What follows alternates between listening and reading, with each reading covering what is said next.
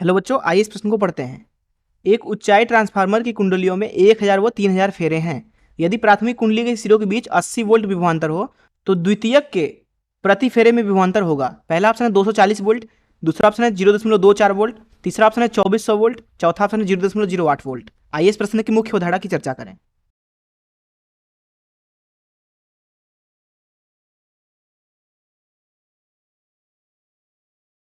अगर हम बात करें एक ट्रांसफार्मर की, तो ट्रांसफार्मर में दो कुंडलियां होती हैं। पहली वाली कुंडली प्राथमिक कुंडली है, दूसरी वाली कुंडली द्वितीयक कुंडली है। प्राथमिक मतलब प्राइमरी तो P से दर्शाते हैं, द्वितीयक मतलब सेकेंडरी तो S से दर्शाते हैं।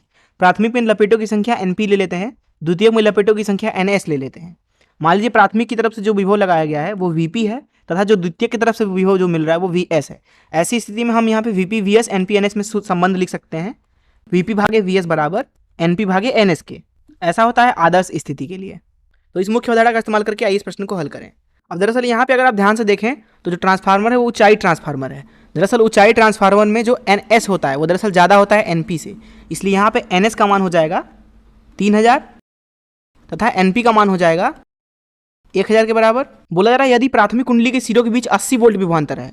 प्राथमिक में विभवांतर मतलब VP दरअसल दिया हुआ है 80 वोल्ट के बराबर।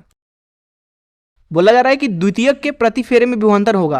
द्वितीयक में जो वो विभव है वो भागे प्रति फेरा, मतलब दरअसल हमें निकालना है VS भागे NS का मान। तो मुख्य अवधारणा से अगर हम सूत्र का इस्तेमाल करें तो लिख सकते हैं VP भागे VS बराबर NP भागे NS।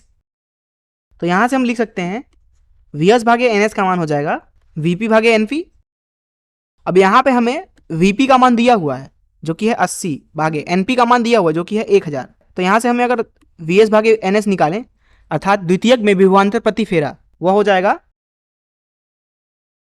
8/100 जो कि है 0.08 वोल्ट के बराबर। हालांकि मात्रक होगा वोल्ट प्रति फेरा, यहां लिख देते हैं प्रति फेरा। तो यही इस प्रश्न का उत्तर हो जाएगा। आइए देखें कौन सा ऑप्शन सही है। जैसा कि यहाँ पे आप देख सकते हैं कि डी ऑप्शन सही होना चाहिए। मैं आशा करता हूं कि आपको इस प्रश्न का हल जरूर समझ आया होगा। धन्यवाद।